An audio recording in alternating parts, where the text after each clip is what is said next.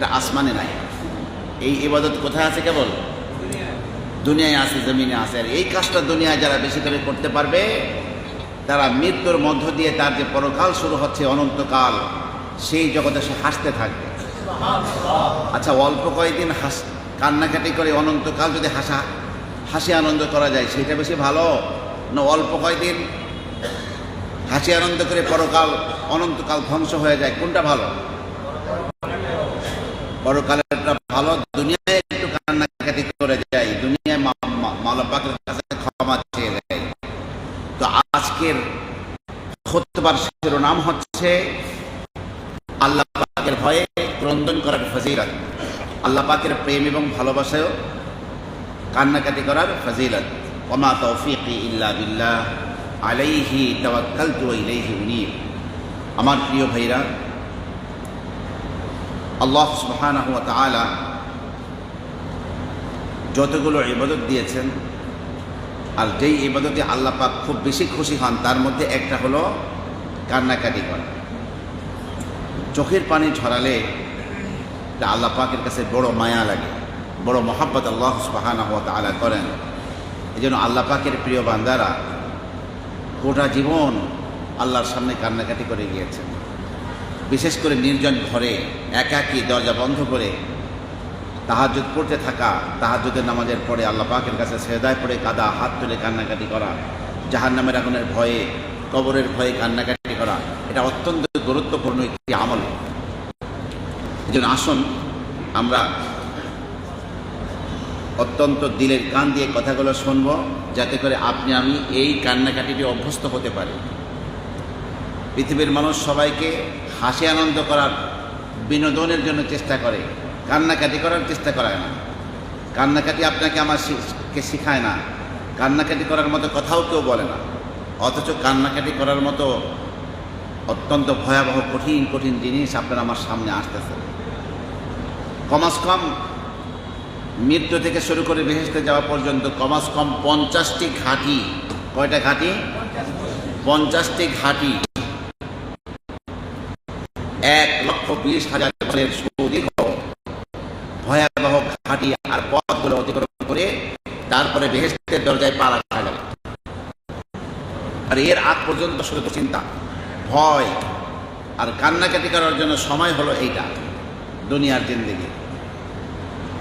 আসুন আমার ভাইরা, কিয়ামতের ময়দানে যেই দিনের ব্যক্তি হলো এত বড়, আল্লাহ পাক নিজেই বলেছেন যে 50 আলফ সানাতিন মিম্মা তাউদ্দুন, তোমাদের যে দিন আছে দুনিয়ার দিন, এই দিনের 50,000 বছরের একটা মাত্র দিন হবে কিয়ামতের ময়দানের দিন। কত ভয়াবহ হবে আল্লাহ পাক কোরআনে আরেক আয়াতে বলছেন, ইয়াউমা ইয়াজআলুল বিলদানা শিবা, যেই দিন শিশু বাচ্চাকে বৃদ্ধ বানিয়ে দিবে, যেই দিনে মাথার উপরে সূর্য থাকবে, আপনার পৃথিবীর ময়দানে মাহশারের বহু মানুষ এই পরিমাণ ঘাম হবে, সেই ঘামের সাগরের মধ্যে সাঁতার কাটতে থাকবে। কাফের বেঈমানদের মাথার মগজ গলে গলে নাক কান বেয়ে বেয়ে পড়তে থাকবে। কেউ কারোর দিকে তাকাবার সুযোগ নাই, সবাই উলঙ্গ। রাসূলুল্লাহ সাল্লাল্লাহু আলাইহি ওয়াসাল্লাম ইরশাদ করেছেন, জন্মদিনে যেমন তোমাদের খাতনা করা থাকে না, খাতনাবিহীন উলঙ্গ তোমরা কিয়ামতের ময়দানে উঠবে। সাহাবায়ে কেরাম আম্মা জান আয়েশা বললেন, ইয়া রাসূলুল্লাহ, সমস্ত নারী পুরুষ সবাই তো সেই ময়দানে থাকবে। রাসূল বললেন, হ্যাঁ। তখন নারী পুরুষ সবাই যদি থাকে তাহলে ভারী লজ্জার কথা, সবাই উলঙ্গ থাকবে। রাসূলুল্লাহ সাল্লাল্লাহু আলাইহি ওয়াসাল্লাম বলেন, আয়েশা, তুমি দুনিয়ার আখিরাতের সেই কবর কিয়ামতের দিনকে কি মনে করেছো? দুনিয়ার স্বাভাবিক দিন তখন থাকবে না। লিকুল্লি ইমরিইম মিনহুম ইয়াওমা ইদিন শাআনুন ইউগনি, প্রত্যেকে এমন এক অবস্থা থাকবে নিজেকে নিয়েই ব্যস্ত থাকবে। আল্লাহ পাকের প্রচণ্ড রাগ যখন দেখবে সৃষ্টি, আল্লাহ পাক তার কুদরতি হাত দিয়ে যে আদমকে তৈরি করছেন, সেও বলবে নফসি নফসি, আল্লাহ আমার কি উপায় হবে, আমার কি উপায়। আল্লাহর খলিল ইব্রাহিম গোটা জীবন আল্লাহর জন্য ওয়াকফ করেছিলেন, তিনিও নফসি নফসি, আমার কি উপায় হবে। কত ভয়াবহ দিন হবে। তো যারা নির্জনে বসে চোখের পানি ঝরাবে, কান্নাকাটি করবে, রাসূলুল্লাহ সাল্লাল্লাহু আলাইহি ওয়াসাল্লাম বলেন সেই কিয়ামতের কঠিন মুসিবতের দিনে কিছু মানুষকে আল্লাহ পাক এই সূর্যের উত্তপ্ত আলোর নিচে রাখবেন না। আল্লাহ পাক তার আরশে আজিমের ছায়ার নিচে অত্যন্ত মনোরম পরিবেশে আল্লাহ পাক কিছু মানুষকে ছায়া দিয়ে রাখবেন, কিছু মানুষকে আরাম আয়েশের মধ্যে রাখবেন। সাবআতুন, রাসূল বলেন তারা হলো 7 শ্রেণীর মানুষ। কয় শ্রেণীর মানুষ? 7 শ্রেণীর। 7 শ্রেণীর মানুষের সর্বশেষ হলো ওয়ারাজুলুন যাকারাল্লাহ খালিয়ান ফাফাদাত আইনাহু। ওই ব্যক্তিকেও, ওই নারীকে, ওই পুরুষকে আল্লাহ সুবহানাহু ওয়া তাআলা আরশে আজিমের ছায়ার নিচে বসার ব্যবস্থা করবেন, যে নির্জনে বসে আল্লাহ পাকের স্মরণ করতে থাকে। ফাফাদাত আইনাহু, আর তার 2 চোখ বেয়ে বেয়ে পানির ধারাগুলো পড়তে থাকবে, নির্জনে অশ্রু বর্ষণ করে। আল্লাহ পাক কিয়ামতের দিন তাদেরকে আরশে আজিমের ছায়ার নিচে বসার ব্যবস্থা করবেন। আমাদের গোটা জীবন কান্নাকাটি করে আল্লাহর কাছে ওই ছায়ার নিচে বসার উপযুক্ত করে আল্লাহর কাছে কান্নাকাটি করে যেতে হবে, যাতে করে সেই ছায়ার নিচে আপনি আমি সকলে বসতে পারি। পৃথিবীর বিজ্ঞান আপনাকে আমাকে সূর্যের আলো থেকে বাঁচার জন্য ছাতা আবিষ্কার করেছে। গাড়ির মধ্যে ছাদ এবং গাড়ির মধ্যে এয়ার কন্ডিশনের ব্যবস্থা করছে যাতে সফরে কষ্ট না হয়। কিন্তু এই বিজ্ঞান কিন্তু আপনাকে আমাকে কিয়ামতের দিন ওই মহা তাপ থেকে বাঁচার জন্য বিজ্ঞান কিছু দিতে পারে নাই। সেই ব্যবস্থাপনা আমাদের মাঝে রেখে গিয়েছেন সর্বকালের সর্বশ্রেষ্ঠ বিজ্ঞানী, আপনার আমার প্রিয় নবী বিশ্বনবী মুহাম্মদুর রাসূলুল্লাহ সাল্লাল্লাহু আলাইহি ওয়াসাল্লাম। তিনি বলেন, উম্মত তোমরা এই 7 শ্রেণীর এক শ্রেণীর হয়ে যাও দুনিয়া থেকে, ইনশাআল্লাহ আল্লাহ পাক তোমাদের জন্য আরশে আজিমের ছায়ার ব্যবস্থা করবে। এই জন্য নিজেকে অভ্যস্ত করে তোলা, এই রাত্রে আগে ঘুমিয়ে শেষ রাত্রে অন্তত 1 ঘন্টা আগে, ফজরের সময় হওয়ার 1 ঘন্টা আগে উঠে ইস্তেঞ্জা ওযু করে ধীর স্থিরভাবে 2 রাকাত করে 8 রাকাত তাহাজ্জুদ নামাজ পড়ে আল্লাহর কাছে কান্নাকাটি করে তারপরে ফজরের নামাজ জামাতে পড়তে আমরা মসজিদে যাব। সবচেয়ে কান্নাকাটির জন্য শ্রেষ্ঠ পরিবেশ হলো নিজের ঘর, নির্জন জায়গা, সেখানে সবার সামনে কান্নাকাটি করলেও কোনো রিয়া আসতে পারে, মানুষকে দেখানোর ভাব আসতে পারে, কিন্তু এই কান্নাকাটিটা করতে হবে কোন অবস্থায়? নির্জন অবস্থায়, নির্জন ঘরে। আমার প্রিয় ভাইরা, যদি আল্লাহর ভয়, জাহান্নামের আগুনের ভয়ে আপনি আমি কান্নাকাটি করতে পারি, ইনশাআল্লাহ আল্লাহ সুবহানাহু ওয়া তাআলা আপনাকে আমাকে জাহান্নামের আগুন থেকে বাঁচিয়ে দিবেন। রাসূলুল্লাহ সাল্লাল্লাহু আলাইহি ওয়াসাল্লাম বলেন, লা ইয়ালিজুন নারা রাজুলুন, ওই নারী, ওই পুরুষ জাহান্নামের আগুনে প্রবেশ করবে না, বাকা মিন খাশিয়াতিল্লাহ, যে আল্লাহর ভয়ে কান্নাকাটি করেছে। হাত্তা ইয়াউদাল লাবানু ফিদ দারঈ, গরু, ছাগল, মহিষ, এই প্রাণীগুলোর দুধ যেখানে থাকে তাকে ওলান বলা হয়। এই ওলানের মধ্যে দুধ দহন করার পরে ওই দুধকে আবার ফেরত নেওয়া যায় না, ফেরত যায় না। আপনি দুধ এভাবে ধরবেন, ওলানের উপরে দুধ করবে না। তো ওই দহনকৃত দুধ ওলানের মধ্যে ফিরে যাওয়া যেমন কঠিন, যে ব্যক্তি আল্লাহর ভয়ে কর্ণ করেছে তারও জাহান্নামে যাওয়া সেরকম কঠিন, অর্থাৎ সে জাহান্নামে প্রবেশ করবে না ইনশাআল্লাহ। আমার প্রিয় ভাইরা, আসুন, রাসূলুল্লাহ সাল্লাল্লাহু আলাইহি ওয়াসাল্লাম আরও বলেছেন, আইনানে লা তামাসসুহুমান নার, 2টি চক্ষুকে জাহান্নামের আগুন স্পর্শ করবে না। কয়টা চক্ষু? আইনুন বাতাত তাহরুসু ফি সাবিলিল্লাহ, একটা চক্ষু হলো ওই চক্ষু রাত জেগে আল্লাহর পথে পাহারাদারি করে। যারা মুজাহিদরা জিহাদের ময়দানে আছে, রাতের বেলা কিছু মানুষ লাগে, সমস্ত মুজাহিদরা ঘুমাবে, আর কয়েকজন সাথী জেগে কি করতে হয়? পাহারাদারি করতে হয়, যাতে শত্রুপক্ষ এসে হামলা চালিয়ে না দেয়। তো যারা আল্লাহর রাহে এভাবে পাহারাদারি করবে, ওই চক্ষু এবং ও আইনুন বাকাত মিন খাশিয়াতিল্লাহ, এবং ওই চক্ষু, যেই চক্ষু আল্লাহর ভয় কান্নাকাটি করেছে, এই 2 চক্ষুকে জাহান্নামের আগুন স্পর্শ করবে না। আমার প্রিয় ভাইরা, 3 নম্বর হলো আল বাকুনা মিন খাশিয়াতিল্লাহ ইয়াফুজুনা বিশাজারাতি তুবা ফিল জান্নাহ, বেহেশতের মধ্যে একটা গাছ আছে, সেই গাছটি কত বড়?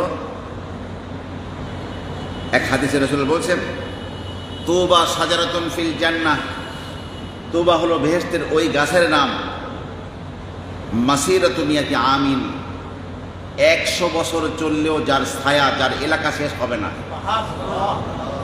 আর এক বর্ণনায় আছে যে 100 বছর যাবৎ তেয়াজাদম ঘোড়া, শক্তিশালী ঘোড়া 100 বছরে কত পথ চলতে পারে, এত বড় চললেও যার শাখা প্রশাখার বিস্তৃতি শেষ হবে না।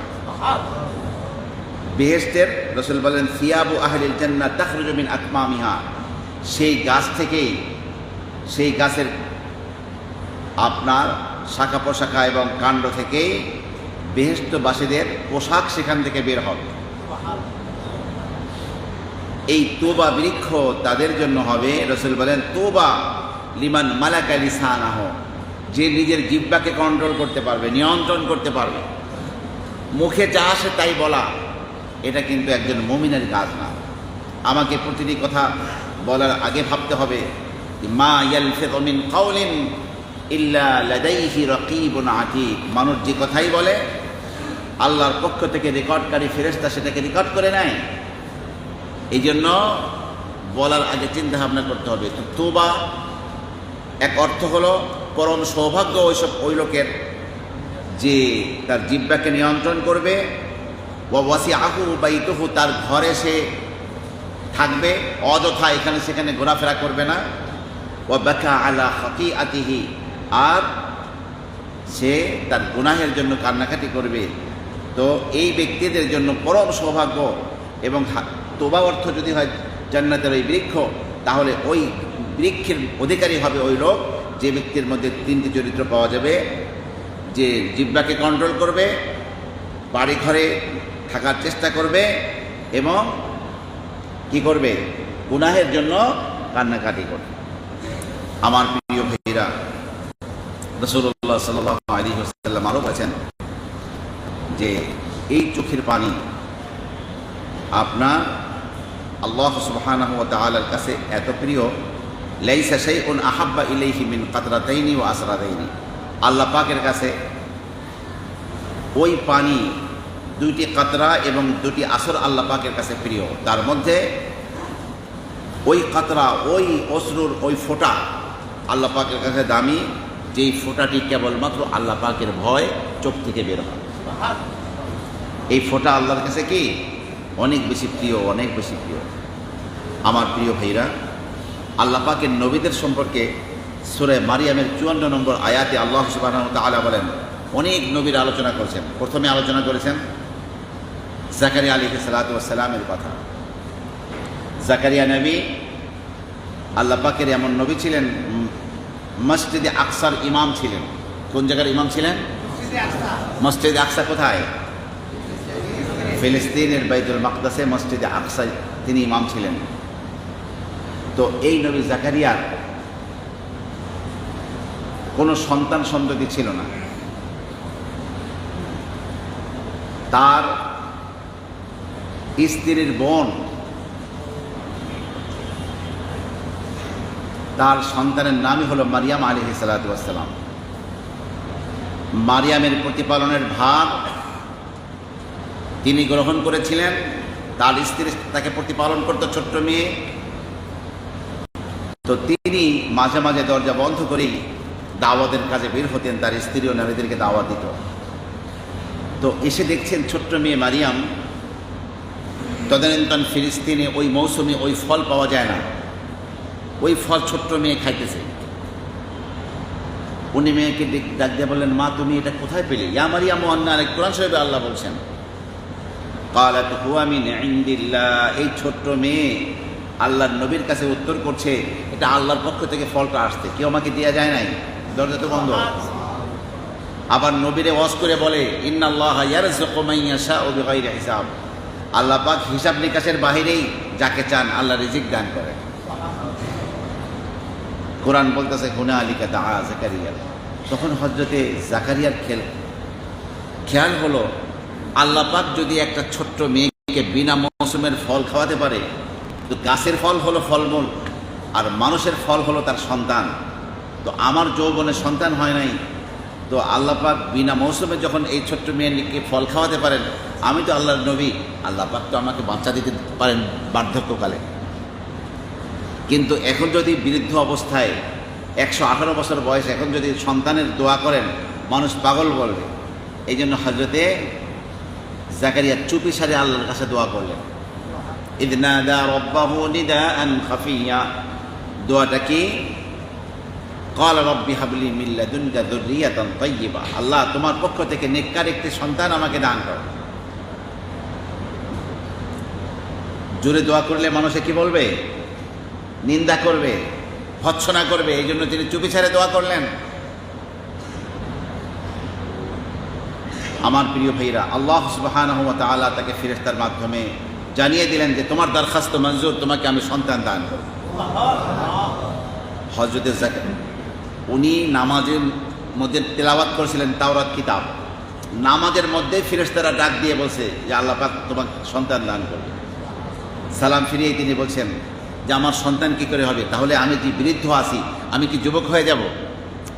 আমার স্ত্রী বন্ধা রয়েছেন সেই যৌবনকাল থেকে, আমার স্ত্রীকে সন্তান সম্ভব হবে না কেমনি হবে? আল্লাহর পক্ষ থেকে ফেরেশতা বলে দিলেন কাযালিক, এগুলো কোনো কিছুর দরকার হবে না। যে আল্লাহ, তুমি তো বিনা মৌসুমের ফল চাইছো, বিনা মৌসুমের ফল তো যৌবনকালে তো সন্তান হতেই পারে, বিনা মৌসুমে আল্লাহ ফল দেবেন। এই বার্ধক্য অবস্থায়, তোমার স্ত্রীর বন্ধাত্ব অবস্থায় আল্লাহ পাক তোমাকে সন্তান দেবেন। তখন তো আল্ট্রাসোনোগ্রাম ছিল না। নবী জিজ্ঞাসা করলেন, আমার সন্তান স্ত্রীর গর্ভে আসছে, আমি বুঝবো কেমনে? তো আল্লাহর পক্ষ থেকে বলে দেওয়া হলো, ফেরেশতারা বললেন যে 3টা দিন ধারাবাহিকভাবে তুমি কথা বলতে পারবে না, তুমি ইমামতি করতে পারবে, তাহাজ্জুদ মানে তাওরাত কিতাব পড়তে পারবে, কিন্তু স্বাভাবিকভাবে একজন মানুষ যে আরেকজন মানুষের সাথে কথা বলে সেটা পারবে না। যখন তোমার অবস্থা এমনটি শুরু হবে, তখনই বুঝবে যে তোমার কি হয়েছে, সন্তান তোমার স্ত্রীর গর্ভে এসে গিয়েছে, সন্তান এসে গিয়েছে। আর সেই সন্তানের নাম আল্লাহ বলেন যে ওই নামটাও তোমার রাখা দরকার নাই, আমি আল্লাহ অগ্রিম তার নাম রেখে দিলাম। আর ওই নামে আর দুনিয়ায় কারো নাম রাখা হয় নাই, সেই নামটি হলো ইয়াহিয়া। কি নামটা কি? তাহলে নবীর সন্তান হওয়ার আগেই নবীর সন্তান, ছেলে সন্তানের নাম আল্লাহ পাক নিজে রেখে দিয়েছেন।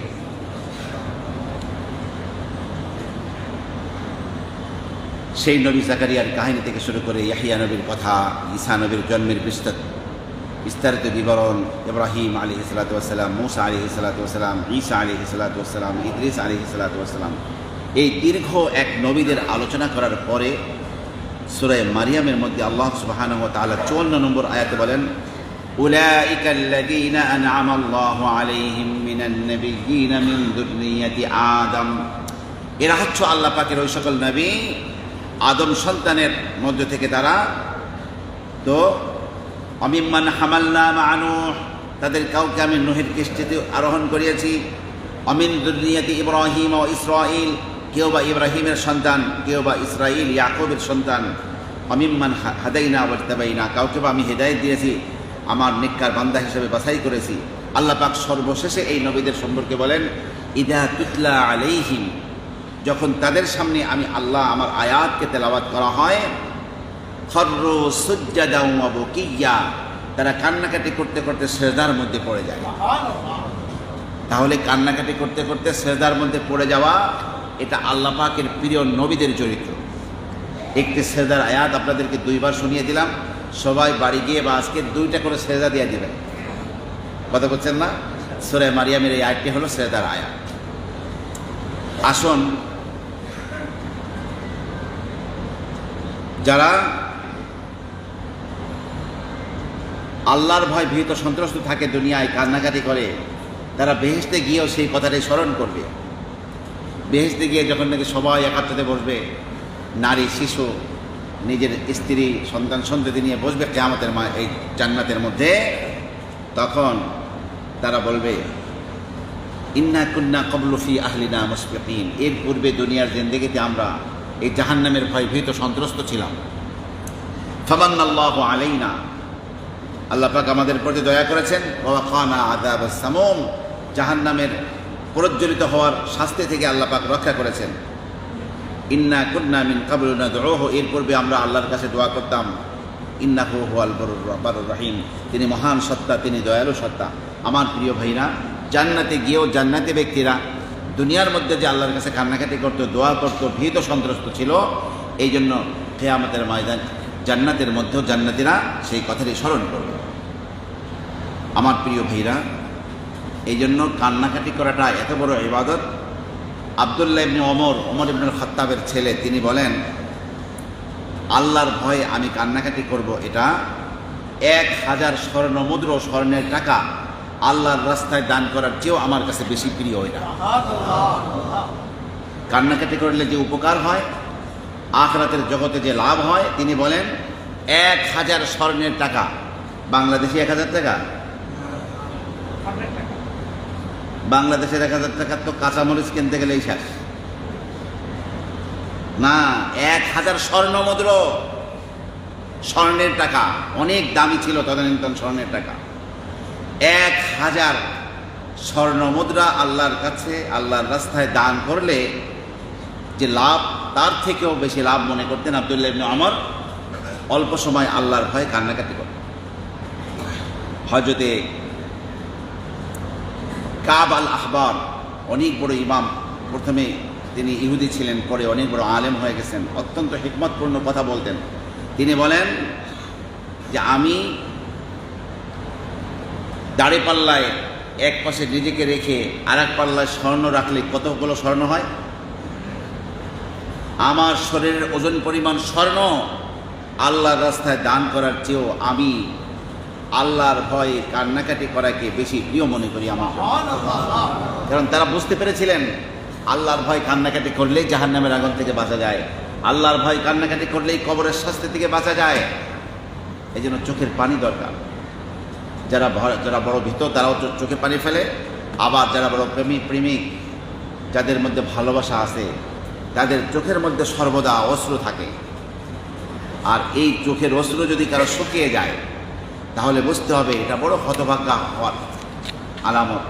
চোখে পানি নাই, সবাই কান্নাকাটি করছে দোয়ার মধ্যে, কিন্তু তার চোখে পানি আসে না, অন্তর পাথর হয়ে গেছে। এগুলো হয় মানুষের হক নষ্ট করলে, এগুলো হয় দুর্নীতি করলে, এগুলো হয় এমন কিছু অন্যায় কাজ করলে, যেই কাজগুলো অনেক বড় অপরাধ, যে আল্লাহ পাক তার উপরে অসন্তুষ্ট থাকেন। আল্লাহর দরবারে কান্নাকাটি করার মহান নিয়ামত সে লাভ করে না। আমার প্রিয় ভাইরা, এই পৃথিবীর জন্য যেমন দুর্ভিক্ষ আছে, ফসল জন্মায় না, শরীরের দুর্ভিক্ষ হলো চোখের মধ্যে পানি না আসা। অকাতরে যেন মানুষকে হত্যা করে, নিষ্ঠুরভাবে মানুষের উপরে আক্রমণ চালায়, নির্যাতন করে সম্পদ ভোগ করার জন্য বিভিন্ন কারণে এদের দিল এমন শক্ত হয়ে যায়। মানুষের মৃত্যু দেখেও এদের চোখে পানি আসে না, হাজারো মানুষকে কান্নাকাটি করতে দেখেও এদের চোখে পানি আসে না, চোখ পাথর হয়ে গেছে, শক্ত হয়ে গেছে। আমার প্রিয় ভাইরা, আসুন আপনার আমার নবী আল্লাহ পাকের কাছে কি দোয়া করেছেন যাদের চোখে পানি আসে? রাসূল এভাবে দোয়া করেছেন, আল্লাহুম্মা ইন্নী আউযু বিকা মিন ইলমিন লা ইয়ানফা। হে আল্লাহ, ওই ইলম থেকে তোমার কাছে পানা চাই যে ইলম কোনো উপকারে আসে না। আমিন কালবিন লা ইয়াখশা, ওই অন্তর থেকে তোমার কাছে পানা চাই যে অন্তর তোমাকে ভয় করে না। আমিন নাফসিন লা তাশবা, ওই মন মানসিকতা থেকে পানা চাই যেই মন কখনো পরিতৃপ্ত হয় না। আমিন দাওয়াতিন লা ইউস্তাজাবু লাহা, ওই দোয়া থেকে পানা চাই যে দোয়া কবুল হয় না। তাহলে আসলে চোখের পানি আসাটার সম্পর্ক অন্তরের সাথে। অন্তর নরম হবে তো চোখ থেকে পানি আসবে। অন্তঃকরণ যদি শক্ত হয়ে যায়, কলব আর দিল যদি শক্ত হয়ে যায়, চোখে পানি আসবে না। আসুন, অন্তঃকরণ শক্ত হয়ে যাওয়ার কী কী কারণ রয়েছে? 1 নম্বর হলো কাসরাতুল কালাম, বেশি বেশি কথাবার্তা বলা। কিছু মানুষ একসাথে করে একজন কথা বলছে, এমন পরিবেশে দেখবেন কিছু মানুষ শুধু বরবর করতেই থাকে, কথা বলতেই থাকে। এই বেশি কথা যারা বলে, এদের দিল বেশি কথার কারণে শক্ত হয়ে যায়। আল্লাহ পাকের কাছে ওয়াদা আছে আমাদের যে আল্লাহর হুকুম মতো জিন্দেগিতে চলবো। আল্লাহর নাফরমানি করব না। আল্লাহর সাথে করা সেই অঙ্গীকারকে যখন বান্দা ভুলে নাফরমানির মধ্যে লিপ্ত হয়, আল্লাহর দাসত্বকে ভুলে যায়, তখন অন্তঃকরণ শক্ত হয়ে যায়। আরেকটি কারণ হলো কাতরাত দেহকি, বেশি বেশি হাসাহাসি করা। কিছু মানুষ শুধু হাসতেই থাকে, কোন জায়গায় গেলে হাসা যাবে এইগুলোই সে চায়। কারণ এই টাইপের মানুষদের ঘরে কোনো আনন্দ থাকে না।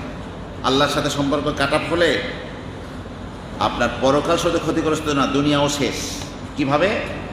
দুনিয়ায় আল্লাহ পাক তার সাংসারিক দাম্পত্য জীবনে আল্লাহ পাক সুখ শান্তি উঠিয়ে নেন। স্ত্রীর সাথে বনিবনা হয় না, ছেলে মেয়ে কথা শোনে না, কোনো প্রতিষ্ঠানে কাজ করলে প্রতিষ্ঠানের সবাই তাকে ঘৃণা করে, তখন সমস্ত দুনিয়া তার পায়ের নিচে আসে, কিন্তু সবাই তাকে ঘৃণা করে। তো আমার প্রিয় ভাইরা, যখন এই টাইপের মানুষ অন্যভাবে হাসার চেষ্টা করে, এই বেশি হাসিটাই তার অন্তঃকরণকে মেরে ফেলে, মৃত বানিয়ে ফেলে। রাসূলুল্লাহ সাল্লাল্লাহু আলাইহি ওয়াসাল্লাম ইরশাদ করেছেন, কাতরাতুদ দেহকি ইউমিতুল কলবা, অধিক হাসাটা মানুষের দিলকে মৃত বানিয়ে দেয়, মানুষকে মেরে ফেলে। আর মরা অন্তঃকরণ কখনো কান্নাকাটি করতে পারে না। হযরতে হাসান বসরি তিনি এক যুবকের পাশ দিয়ে যাচ্ছিলেন। সেই যুবক তার সাথী সঙ্গী বন্ধু বান্ধবকে নিয়ে বসে হাসতে হাসতে অট্ট হাসিতে ফেটে পড়ছে। হযরতে হাসানকে দেখেই শ্রদ্ধার সাথে সে সালাম দিয়েছে। তখন হযরতে হাসান বসরি তাকে বললেন, কি খবর, তুমি কি পুলসিরাত পাড়ি দিয়ে চলে আসতো এপারে, জান্নাতের এপারে? যুবকটি বলল, না, আমি পাড়ি দিয়ে নেই। তুমি কি নিশ্চিত হয়েছ যে আল্লাহ পাক তোমাকে জাহান্নামে ফেলবেন না? আল্লাহ পাক সুনিশ্চিত তোমাকে বেহেশত দান করবেন, জান্নাত দান করবেন, এ বিষয়ে তুমি কি নিশ্চিত হয়েছ? যুবকটি বলল, না। তখন তিনি বললেন, তাহলে তোমার এত হাসির কারণটা কি ভাই? হতে পারে তোমার 40,000 বছর কবরে শাস্তি দেওয়া হবে, ময়দানে মাহশারে কঠিনভাবে তোমাকে প্রশ্ন করা হবে এবং ফলাফলে জাহান্নামে খোদা না করুন তোমাকে ফেলা হবে। তা তুমি এত হাসছো কেন? হাসার কারণ কি? তো ঐতিহাসিকরা লিখেছেন, হাসান বসরির এই নসিহাত ওই যুবকের গভীর হৃদয়ে এভাবে প্রবেশ করেছে, সেই যুবককে মৃত্যু পর্যন্ত আর হাসতে দেখা যায় না। বেশি হাসলে যে মানুষের অন্তঃকরণ মারা যায়, এটা অত্যন্ত শতসিদ্ধ কথা। যেন হাসির অঙ্কটা কমিয়ে দিতে হবে। ফালিয়াদহাকু কালিলা ওয়ালিয়াবকু কাসীরা, হাসি কমাতে হবে, কান্নাকাটি বাড়িয়ে দিতে হবে। এখন আমরা সবাই উল্টা করেছি। আমরা কি করেছি? হাসি বাড়িয়ে দিয়েছি, কান্নাকাটি কমিয়ে দিয়েছি। আসল বাড়াতে হবে কোনটা? কান্নাকাটি। কারণ কান্নাকাটির প্রোগ্রামে সামনে বেশি। কান্নাকাটি দুনিয়ায় সফলভাবে করতে পারলেই এই বিপজ্জনক ঘাটিগুলো পাড়ি দিয়ে আসল হাসি আনন্দের জায়গা জান্নাতে যাওয়া যাবে। এই জন্য ইমাম আহমদ ইবনে হাম্বলকে প্রশ্ন করা হয়েছিল যে, হযরত ইমাম, এই মৃত্যুর দুনিয়ার এই কষ্ট, এরপরে আবার মৃত্যুর সময়ের ভয়াবহতা, এরপরে কবরের কত দুশ্চিন্তা, কিয়ামতের ময়দানের ভয়াবহ চিত্র, এরপরে আবার 30,000 বছরের সুদীর্ঘ পথ, আপনার পুলসিরাত পাড়ি দিয়ে আসা, তো এর থেকে আরাম মিলবে কবে? কতকাল কষ্ট করব?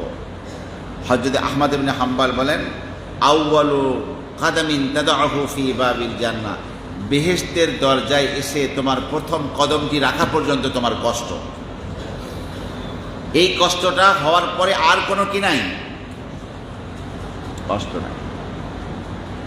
এই সমস্ত কষ্টগুলো আপনার আমার জন্য হালকা হয়ে যাবে যে আমলটি করলে। সেই আমলটি হলো এই দুনিয়ায় থেকে আল্লাহর ভয়ে, ওই জাহান্নামের ভয়, ওই শাস্তির ভয়, আল্লাহ পাকের কান্নাকাটি করা, আল্লাহ পাকের প্রেমের দরিয়ায় অবগাহন করে আল্লাহর খাঁটি বান্দা হয়ে, আল্লাহর খাঁটি বান্দি হয়ে আল্লাহর কাছে যাওয়া। এটাই একমাত্র কবরের শাস্তি থেকে বাঁচাইতে পারবে, এটাই জাহান্নামের আগুন থেকে রক্ষা করতে পারবে, এটাই পুলসিরাতে কেটে জাহান্নামে পড়ে যাওয়া থেকে আপনাকে আমাকে বাঁচিয়ে জান্নাতে পৌঁছাতে পারবে চোখের পানি। এই চোখের পানি অনেক দাম। এরপরে 4 নম্বর দিল শক্ত হয়ে যাওয়ার কারণ হলো কাসরাতুল আকল, বেশি বেশি খাওয়া দাওয়া করা, একেবারে পেট পুরে কঠিনভাবে বেশি বেশি খাওয়া দাওয়া করলে। হযরত বিশরি হাফি, জগৎ বিখ্যাত আপনার আল্লাহর ওলি, তিনি বলেছেন দুটি চরিত্র মানুষের দিলকে শক্ত বানিয়ে দেয়, একটা হলো বেশি কথা বলা, একটা হলো বেশি করে খাওয়া দাওয়া করা। খাওয়ার পরিমাণটা একটু কমিয়ে দিতে হবে। 5 নম্বরে দিল শক্ত হওয়ার কারণ হলো বেশি বেশি গুনাহের কাজ করা। আল্লাহ পাক কোরআনে বলছেন কাল্লা বাল রানা আলা কুলুবিহিম মা কানু ইয়াকসিবুন, সূরা মুতাফফিফিনের 14 নম্বর আয়াত, যে মানুষ যে অন্যায় কাজ করে এই জন্য তাদের দিলের মধ্যে জং পড়ে যায়। রাসূলুল্লাহ সাল্লাল্লাহু আলাইহি ওয়াসাল্লাম বলেন ইন্নাল মুমিনা ইযা আযনাবা, কোন ইমানদার ব্যক্তি যখন গুনাহের কাজ করে, কানাত নুকতাতুল সাওদা ফিল কলব, ওই গুনাহের কারণে অন্তরের মধ্যে একটা কালো স্পট, একটা কালো দাগ পড়ে যায়। ফাইন তাবা, যদি সে ওই অপরাধ থেকে তওবা করে, ওয়া নাযা, এবং অন্যায় থেকে সে বিরত থাকে, ওয়াস্তাগফারা, এবং আল্লাহর কাছে তওবা ইস্তেগফার করে পবিত্র হয়ে যায়, সকলা কলবহু, কলব আবার দাগটা পড়ে গেছিল, দাগটা উঠে গিয়ে কলব আবার আগের মতো পরিষ্কার হয়ে যায়। ওয়া ইন যাদা, কিন্তু গুনাহের কারণে তওবা করে নাই, আরেকটা গুনাহ করলো, তাহলে একটা কালো দাগ ছিল আবার আরেকটা কালো দাগ পড়লো। এরকম করতে করতে আপনার এমন অবস্থা হয়ে যায় যে ওই অন্তঃকরণ ভালো কোনো কথা তার কাছে ভালো লাগে না।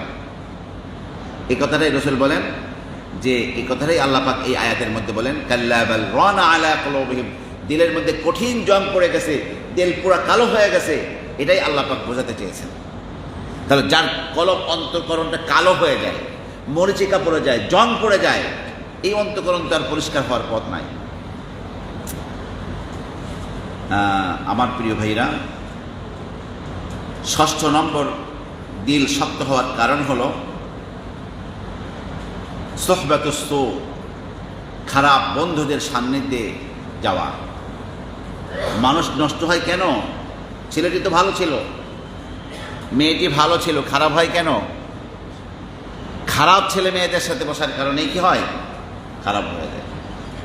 আল্লাহর নবী সাল্লাল্লাহু আলাইহি ওয়াসাল্লাম খারাপ বন্ধুদেরকে উদাহরণ দিয়েছেন, ওই হাপড়ের যে আগুন, যেখান থেকে আগুন জ্বলে, সেই আগুনের মধ্যে লোহা দিয়ে নরম করে পিটিয়ে দাগ খন্তা কোরাল বানানো হয়, ওখানে যদি কেউ গিয়ে বসে, তাহলে যদি সে একটা আগুনের একটা ফুলকে এসে তার কাপড়কে পুড়িয়ে ফেলতে পারে, অথবা কমস কম সেটা যদি নিভানো আঙ্গারা হয়, তাহলে তার সাদা জামার মধ্যে দাগ ফেলে দুর্গন্ধ বানিয়ে দেবে, তার জামায় দাগ পড়ে যাবে। ওইভাবে খারাপ বন্ধুদের পাল্লায় গেলে একবারে সুন্দর একটা অন্তর নিয়ে গেছিল, সেই অন্তর আর সেই অবস্থায় থাকে না, খারাপ কাজের চাহিদা মনের মধ্যে তৈরি হয়ে যায়, ওই কালো অন্তর নিয়ে বাড়িতে ফেরে তার মধ্যে গুনাহের অবস্থা তৈরি হয়। এই জন্য নিজের ছেলে মেয়ে যাতে খারাপ বন্ধু বান্ধবের পাল্লায় না পড়ে, ভালো পরিবেশে নিয়ে যাওয়া, আহলুল্লাহদের সহবাতে নিয়ে যাওয়া, যেই কথাগুলো শুনলে বাচ্চাদের দিলের মধ্যে ঈমানের নূর তৈরি হবে, আমলের আগ্রহ তৈরি করা হবে, সেই পরিবেশে ওদেরকে নিয়ে যাওয়া। আমার প্রিয় ভাইরা, এই জন্য আল্লাহ পাকের প্রিয় বান্দাদের মধ্যে কেউ কেউ বলেন যে মা খালাকাল্লাহু খালকান আদাররা মিন সাহিবিস সু, আল্লাহ পাক খারাপ বন্ধুদের যে নিকৃষ্ট কোনো বস্তু আল্লাহ পাক কোনো মাখলুক সৃষ্টি করেননি।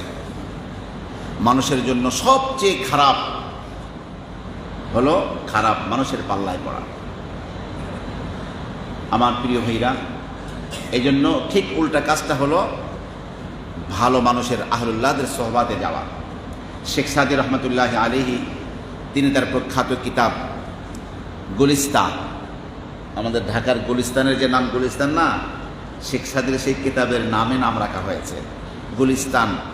গুল মানে ফুল, সেতান মানে জায়গা, মানে ফুলের জায়গা। যদিও কিছু কিছু বাঙালিরা রাস্তার পাশে পেশাব করে গুলিস্তানকে পেশাব স্থান বানিয়ে হেলাইছে, কিন্তু আসলে তো গুলিস্তান ফুল বাগান। সেই কিতাবের মধ্যে তিনি একটি চমৎকার কাহিনী বলেছেন। তিনি বলেন, আমি এক ভ্রমণের মধ্যে যাচ্ছিলাম, দেখি একটা মাটি এইভাবে একটা মাটি থেকে ঘেরান আসতেছে, আমি গোসল করতেছি গোসলখানায়, গেলে খুশবু ইয়েদার হাম্মামে রোজে রসি দস দস্ত মাহবুবে বদস্তম। এক বন্ধুর মাধ্যমে সেই মাটি আমার কাছে এসেছিল। মাটিটাকে গোসলখানার এক জায়গায় রেখে আমি গোসল করছিলাম, সেই মাটি থেকে প্রচণ্ড ঘেরান বের হচ্ছিল। বদু গুফতান কেমাসকি ইয়া আবির, আমি বললাম হে মাটি, তুমি তো একটা মাটির টুকরা, কিন্তু এত ঘেরান থেকে আসতেছে। তখন বগুফতা আমান গেলে না চিজে বোদা, মাটি আমাকে বলল আমি তো অপদার্থ, মাটিই ছিলাম। বলে কিন মুদ্দাতে বা গোল নিঃশ্বাসতাম, কিন্তু কিছু কাল আমি ফুলের সান্নিধ্যে ছিলাম। একটা গোলাপ ফুল গাছ আমার উপরে ছিল, গোলাপ ফুলের পাপড়িগুলো ঝরে ঝরে আমার উপরে পড়েছে। আর মাটির চরিত্র হলো কিছু পেলেই টেনে নেওয়া নিজের মধ্যে। তো আমার গোলাপ ফুলের সেই সুবাস, সেই ঘ্রাণ আমার মধ্যে এসে গিয়েছে। তারপরে বলছে যে এই বলে কিন মুদ্দাতে বা গোল নিসার জামালে হাম নশীদার মান আসর কাল, সান্নিধ্যের সুষমা আমার মধ্যে এসে গিয়েছে। অগর না মান হামা খাকাম কে হাসতাম, নচেত আমি তো সেই মাটিই আছি। তো একটা মাটিও সুঘ্রাণ পেয়েছে কিসের কারণে? ফুলের সান্নিধ্যে থাকার কারণে। আপনাকে আমাকে, আপনার আমার সন্তান সন্ততিকে সেই ফুলের সান্নিধ্যে, পবিত্র সান্নিধ্যে নিতে হবে। খবরদার খারাপ বন্ধুদের সাথে ওঠা বসা না করতে পারে সেই ব্যবস্থা করতে হবে। আসুন, এতে শুনলাম আমরা যে দিল শক্ত হয়ে যায়, কান্নাকাটি আসে না যেই কারণে। তো এখন দিল নরম করারও কিছু ব্যবস্থা আছে। তার মধ্যে 1 নম্বর ব্যবস্থা হলো যে আল্লাহ পাকের 99টি নাম আছে। আল্লাহ পাকের 99টি নাম, আল্লাহ পাকের সিফাত, আল্লাহ পাক কী করতে পারেন, আল্লাহ পাকের কুদরত, এগুলো নিয়ে যদি আপনি আমি চিন্তা করি, এগুলো বোঝার চেষ্টা করি, দিল নরম হয়ে যাবে। নিজেকে আর বড় কিছু মনে হবে না, নিজেকে আর অনেক বড় মাতব্বার মনে হবে না। আমার প্রিয় ভাইরা, পাশাপাশি কোরআনে কারীম তেলাওয়াত করা এবং পারলে তরজমা তাফসীর সহ, ব্যাখ্যা বিশ্লেষণ সহ পড়া। তারপরে বেশি বেশি আল্লাহ পাকের জিকির করা, বেশি বেশি ইবাদত বন্দেগী বাড়িয়ে দেওয়া, মৃত্যুর কথা স্মরণ করা, এবং যারা মুমূর্ষ ব্যক্তি তাদের কাছে গিয়ে তাদের অবস্থা বিশ্লেষণ করা, তাদের অবস্থা দেখা। আজকে যে লোকটি মারা যাচ্ছে, কালকে ওই ব্যক্তি আমি হচ্ছি। আজকে যখন তার এই অবস্থা, আমার যেন কি অবস্থা হয়। এই অবস্থা যখন একজন মানুষ দেখবে, তখন অটোমেটিক তার দিলের মধ্যে যে কঠিন এক অবস্থা ছিল, দুনিয়ার মায়া মহব্বতে ভরা ছিল, ওই অবস্থাটা তার থেকে দূর হয়ে যাবে। এই জন্য মুমূর্ষ ব্যক্তিদের দিকে তাকানো এবং মৃত্যুর কথাকে, কবরের কথাকে বেশি করে স্মরণ করতে থাকা। আকলুল হালাল, হালাল রিজিক খাওয়া। দিল শক্ত হওয়ার কারণ ছিল হারাম খাওয়া, আর দিল নরম হওয়ার কারণ কি? হালাল খাওয়া। আমরা অল্প খাই, কিন্তু সেটার জন্য কি হয়? হালাল হয়। হালাল খাবার না খেলে না দোয়া কবুল হবে, না ইবাদত কবুল হবে, না কোনো কাজ করে মজা পাওয়া যাবে। আল্লাহ থেকে দূরে সরে যাওয়া লাগবে। আমার প্রিয় ভাইরা, গুনাহ থেকে নিজেকে দূরে সরিয়ে রাখতে হবে। তাই সগীরা গুনাহ হোক, কবিরা গুনাহ হোক। অনেকে মনে করি আরে ছোট্ট গুনাহ, অসুবিধা কি? না, আগুনের প্রথম স্ফুলিঙ্গ ছোটই থাকে, কিন্তু যখন অগ্নিকাণ্ড হয়ে যায় তখন সেটা বড় হয়। কিন্তু আসলে প্রথম কোনটা দিয়ে শুরু হয়? ছোট্ট। গ্রামের বাড়িতে যাদের কুটোর পালা আছে, কুটোর পালা পর্যন্ত মেয়ে বা কুটার পালা মানে ধান ছড়া থেকে ছড়ানোর পরে যেগুলো, এগুলোকে স্তূপ দিয়ে রাখে গরুর খাবার হিসাবে। সামান্য একটু আগুন পেলে এই কুটোর পালা অতি দ্রুত পুড়ে যায়, বিশাল অগ্নিকাণ্ড হয়। কিন্তু এর শুরুভাগে ছিল হয় কেউ বিড়ি সিগারেট খেয়ে ওখানে ফেলে দিয়েছে, অথবা প্রথম কোনো জায়গা থেকে একটা ছোট্ট আঙ্গুরের স্পর্শ পেয়েছে, ব্যাস পুরাটা জ্বলে শেষ। তেমনিভাবে ছোট্ট গুনাহকে ছোট্ট মনে করতে হয় না, ছোট্ট গুনাহকেও বড় যারা মনে করতে পারে তারাই গুনাহ থেকে বাঁচতে পারে। এই জন্য সগীরা কাবিরা সমস্ত প্রকারের গুনাহ থেকে নিজেকে বাঁচিয়ে রাখা। এরপরে হলো সিমাউল মাওয়াইজ, ওয়াজ নসিহাত শোনা।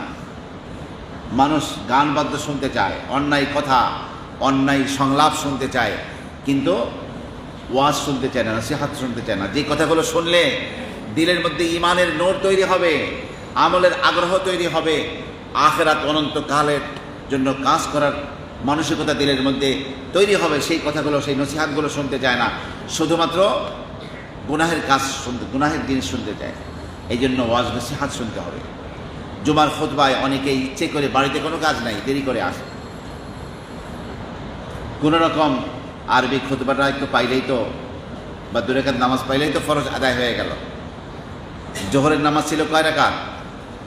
কথা কয় না আল্লাহর বান্দা। কিন্তু জুমার নামাজ কয় রাকাত? বাকি 2 রাকাত কই গেল? বাকি 2 রাকাতে হলো খুতবা। আপনি আমি খুতবা শুনতে পারি, এই জন্য এই ব্যবস্থাপনা আল্লাহ পাকে আপনারা আমার জন্য রেখেছেন। আপনারা এই আমাদের 2 তলা 3 তলার কথা বাদ দিয়ে নিচতলায় যে কয়জন মুসল্লি হয়েছে আজকে, মনে করুন এই কয়জন মুসল্লি নিয়ে একটা ওয়াজ মাহফিল করতে গেলে কত বড় পরিকল্পনা নিতে হয়। 1 বছর আগে বক্তাকে দাওয়াত দিতে হয়, বক্তাদেরকে কেরাত কে পড়বে, কারিশিবকে দাওয়াত দিতে হয়, গজল কে পড়বে, সঙ্গীত শিল্পীকে, গজল শিল্পীকে দাওয়াত দিতে হয়, মাইকিং করতে হয়, পোস্টারিং করতে হয়, বিশাল বড় বাজেট নিতে হয়। এর কোনো কিছুই লাগে নাই, আল্লাহ পাক কুদরতি ব্যবস্থাপনা দিয়ে আপনাদেরকে এক করে দিয়েছে। দাওয়াতের জন্য অত্যন্ত শ্রেষ্ঠ একটি ব্যবস্থা হলো জুমার খুতবা। এই জন্য ওয়াজ নসিহত শোনার জন্য আলাদা ওয়াজ মাহফিলে যাওয়ার সুযোগ নাও হলে কমস কম নিজে একেবারে এমন টাইমে মসজিদে আসা যাতে পূর্ণ খুতবাটা শোনা যায়। শুধু নিজে নয়, নিজের সন্তানদেরকে নিয়ে এখানে আসা। এই খুতবা শুনতে শুনতেই দিলের মধ্যে কী হবে? ঈমান এবং আমলের আগ্রহ তৈরি হবে।